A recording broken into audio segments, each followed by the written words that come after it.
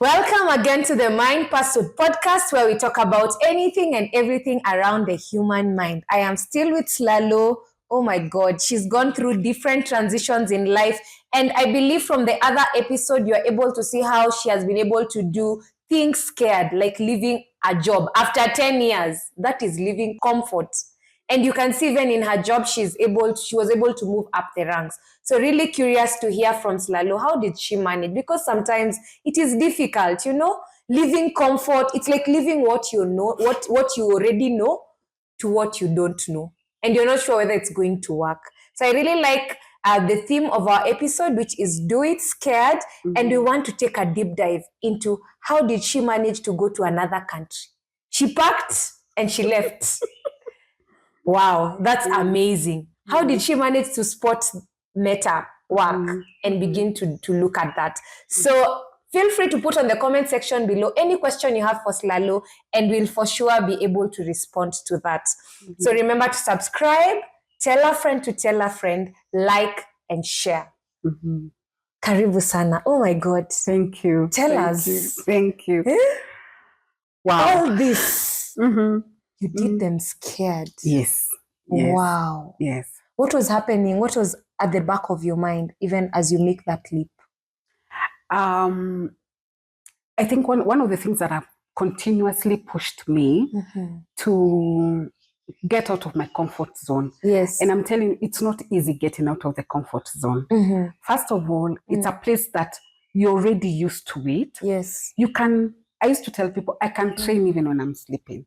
I can write a report when I'm sleeping. But you don't say. Because it's something I've done over and over again. And now I want to go into a new space. Okay. First of all, I don't know people. I don't know what they do. I don't know what is expected of me. I struggled with imposter syndrome. Yeah. Because I've entered into a new system. So I just want to, tell people it's not as easy as people put it. No. But you need to, if you want to discover the other strength you have, you need to do it scared. Wow. You need to do it afraid. Yes. Wow. So when I joined, before I even talk about Meta in detail, yes, Summer was a place that showed me it was important to get out of my comfort zone. Okay. Because of the new skill set I gained, for the new learning, yes, for the new challenges, experience, the friendships I developed. Yeah. And as I told you that at some point I was the older staff. I learned how to work with these people who are very fast in what they are doing. Those are not organizations where you just go and someone asks for a report and you send it after 3 hours. They send you an email, you respond immediately. Oh, wow. You are on the go. Yeah. You are on the go. And they helped me to integrate working on the go. I will mention a lady called Wendy Odia. Yes. And Ann Bia. Yes. They're one of the people who helped me to learn very fast. Yes. Yeah, very fast how to work. And a very good friend of mine called Caroline Komen. Yes. She helped me literally hold my hand and helped me to learn how to work in the tech industry. Wow. Yes. Because tech evolves. Tech evolves. Very fast. Yes. Today they're struggling with time management. Next week they have a lot of time in their hands because there's no work. How do you navigate all that? Yes. Today they're struggling with relationships. Tomorrow they're struggling with other issues. How do you bring all that on board as a well-being person and also still support my team? Yeah. So when I now am transiting into Meta. Yes. And what I've said, why Summer is very important in my life in Meta, because when I was at Summer, that's the time I started thinking, oh, there's Google, there's TikTok. Digital solutions. Yes, there's Microsoft. Yes. There's Meta. Now I know these organizations because when I was at Amani, I knew the levels of Amani. Now I'm in this organization. I've been opened to know other organizations, and I applied at Meta. I talked about my interview process. Yes. So before I left, I had lunch with my siblings and my nieces, nephews. And I said, if God has opened that door, do it afraid. Do it scared. Yeah.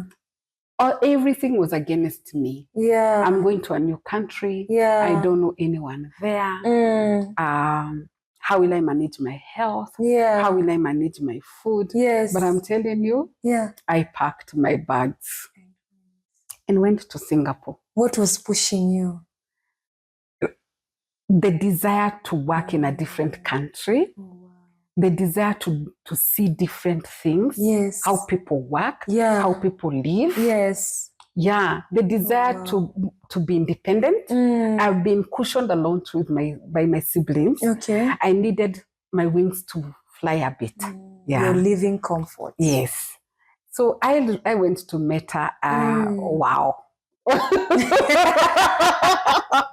That was a good experience. Yeah. Yes. Of course, there were challenges. Yeah.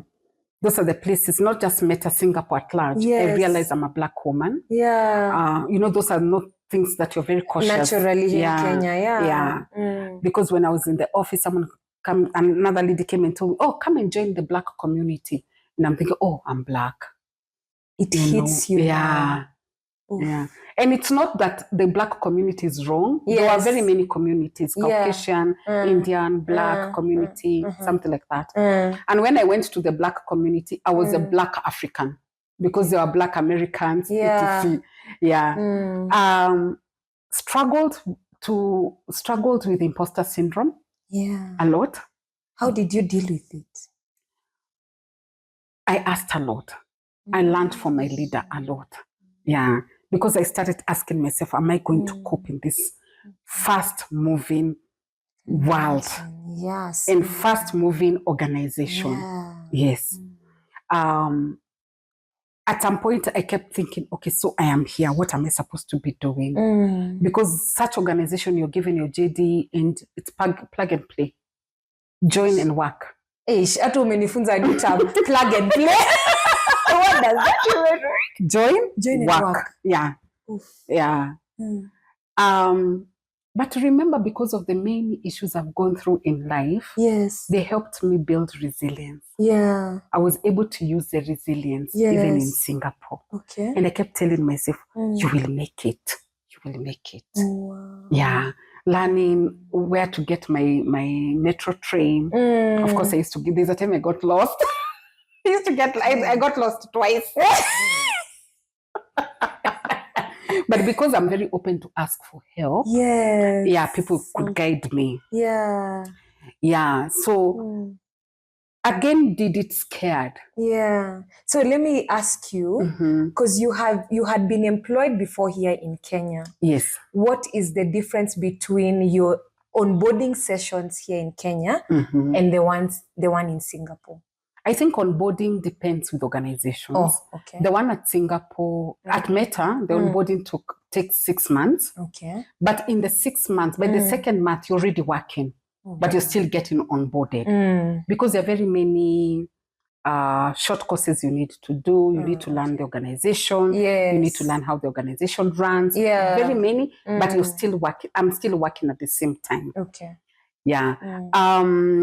One of the things that I learned a lot, which I keep learning every day, is the power of asking for help. Yeah. If I cannot understand anything, I used to ask, what am I supposed to do here? How can I do here? You know? What I'm saying is people need to know asking for help is not a sign of weakness. If you're in an organization and you don't know how the organization runs, does not mean you're not fit for that organization. You're still fit. It's only that the skill set I had for summer, I needed to apply them in Meta, but at a higher level. Because Meta now, I was overseeing some of the countries. I was heading a few countries now. Yeah. Again, building your mental resilience. My mental resilience, that was also very important. That there were moments I felt, I can't do this. I am missing home. And then immediately I speak to myself, build mental resilience.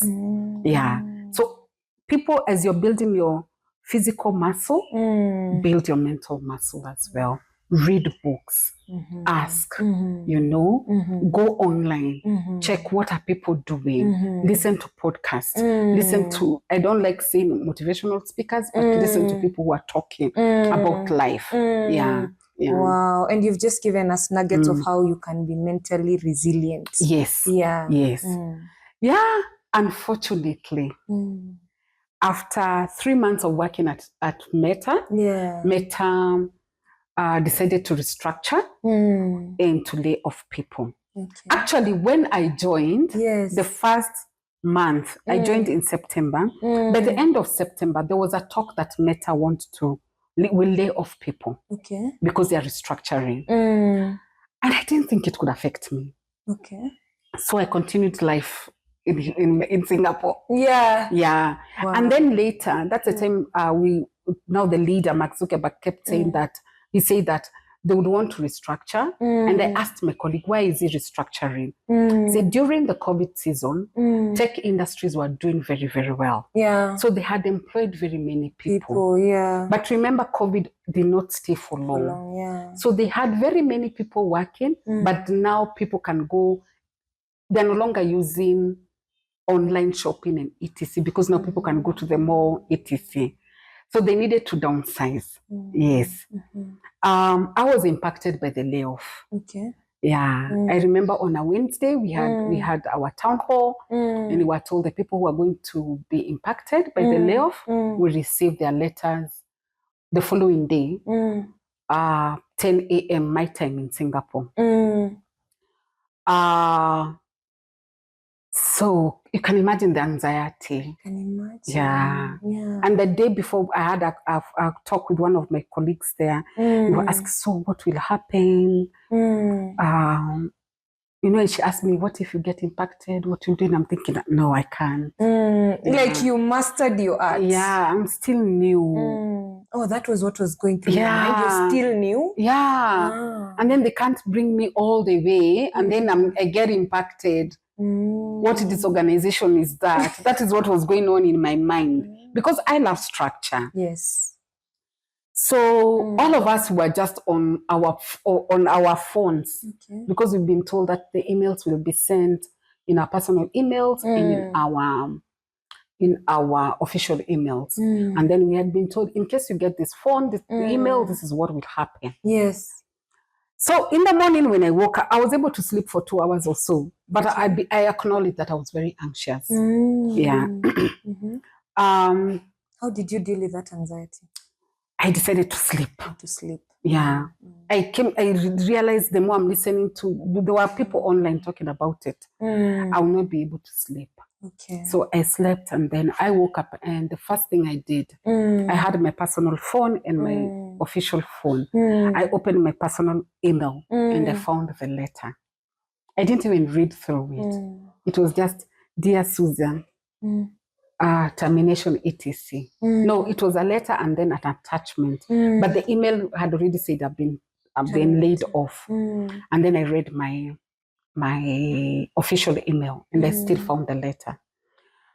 I was heartbroken. Yeah, to the core. Yeah. I was really heartbroken. I remember the first thing I said, where will I start? Yeah. Because this you had not seen. So what I'm seeing in your previous times, even as you walk, as you navigate through your career path, you're the one who is determining when to move. Exactly. So this one, the control was not within you. Exactly. It was them determining. You're so right. Yes, you're very right. And I thought, oh my goodness. I used those exact words. Yeah. Where am I going to start? I cried. Yeah, I cried. And I felt, did I feel picked on? No. They laid off 24,000 people. So I'm sure my name was just a drop in the ocean. That consoled me a bit. A bit.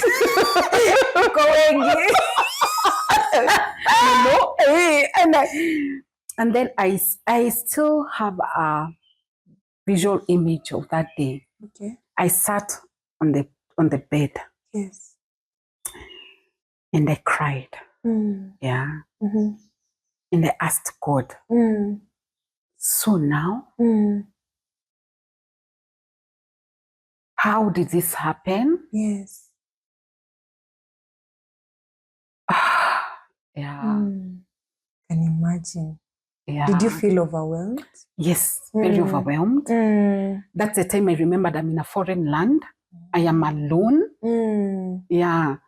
My sister had connected me with one of her best friends. Okay.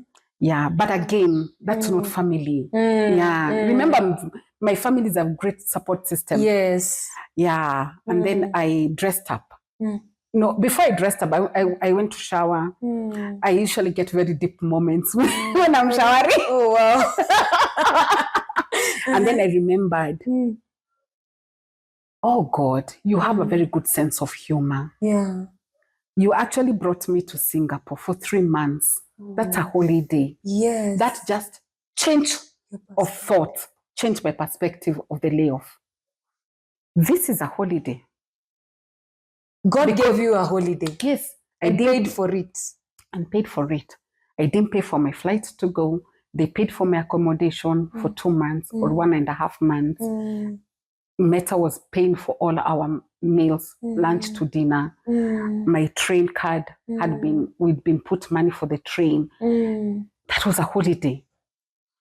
I went to the office. I needed to clear my desk, only for me to come to realize we were not supposed to go to the office. And I read the email well. We were not supposed to go to the office. So how do you clear? The company was clearing for us, and they bring your things to your home. So I went to the office. I met my friends. We all cried together. Yeah. Yeah. Was there any of your friend who was left behind? Not directly in my department. Yeah. But you know me, I make friends very easily. Yeah. Now the other people around. Yeah. Oh, wow. Yeah. And it made me know I was loved by the people there. Just that short while. Yeah. Yeah. Oh, wow. But I had made friends. Yes. Yeah. So I tried to look for a job. I didn't get. But there was just internal strength that I needed to draw back. Yes. You know, like I told myself, there's some strength you usually have within. Hold on it. That's what I held on. Okay. And then I called my siblings and I told them that I've been laid off. I looked for work I didn't get. When I didn't get, it was very obvious I'm coming back home.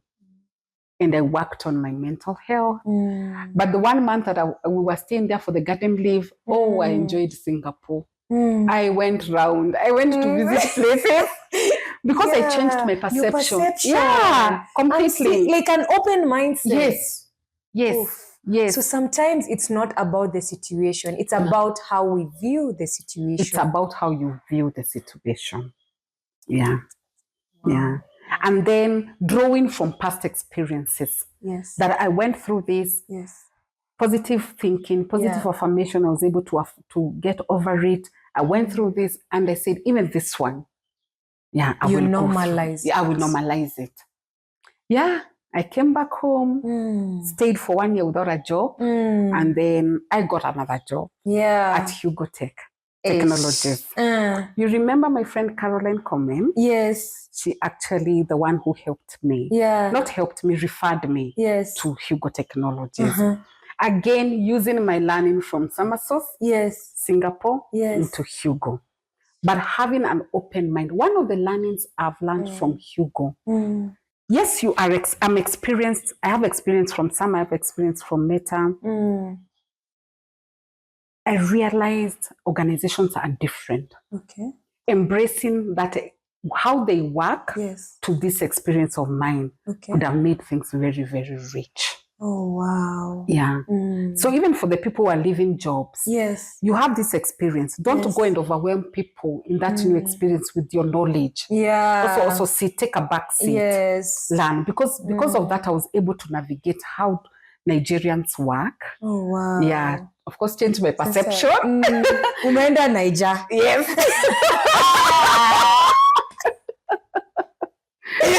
Yeah. So, there are very good organizations out there that people can work with. But someone needs to make their mind on what they want to do. For the younger population, younger professionals that we have, they want to do teaching, nursing, tech, business. They're all over. Yes, try and be all over, but focus. Have a focus in one thing. For example, right now, I'm now in consultancy. Yes. I have a new skill set that maybe another psychologist doesn't have. I work as a psychologist, yes, and a trainer, but I also have a skill set of employee assistance program in the tech industry. Yeah. So that is different. And I need to embrace it because it's part of my career journey. Yes. Again, build your career muscle. Don't just go to an organization and work for 3 months or 1 year and say, oh, this is hard. No, learn, you know, gain a new skill set. Listen to feedback. Give feedback. So don't give in to easily. Don't give in too easily. Don't allow a lot of negativity to influence your decision to leave an organization. And every organization have their own issues. Yeah. So hold on. Yeah, hold on. Yeah. Resilience. And as you're holding on, build yourself. Build yourself. Wow. Yeah. And that's so powerful. Like you don't just get into an organization blindly. You have to have goal. What do you intend to do? Exactly. I like that. And I've picked that from you. So you're not just going in just like that. You have a plan. Exactly. Yeah. You have your professional plan. Yes. You also have your personal plan. Yes. For example, how long are you planning to work in this particular organization? Is it 2 years? Is it 3 years? Is it 5 years? If your answer is 5 years, what are you planning to do in the 5 years? Yeah. Is it build? Yes. Is it go back to school? Yeah. Those are your personal plan. But again, your professional plan. Okay. Yeah. Like come up with a work plan for the whole year, strategies. What are you going to do for the whole year in this organization? Is it develop the department or your team, etc.? You know, not being a manager, being a leader. A leader, coach other people. Do you know by the second month, the third month in Hugo, I'd already identified the person I'm going to mentor. Wow. Yes. And I said, this is my next in line. Yeah. Wow. And I kept telling her, this is what I'm doing, help me do it. I know at some point I even asked her, are you overwhelmed with the many things I'm telling you to do? She said, at times I am. I told her, no, I want you to be me and better than me. So when I left, she's the one who took over the department. Yeah. So as leaders, let's remember mentorship is very important. For the ones who needs to be mentored, have a mentorable heart. Mentors, when I'm mentoring someone, it's not as sweet and easy. We can cross paths. Yeah.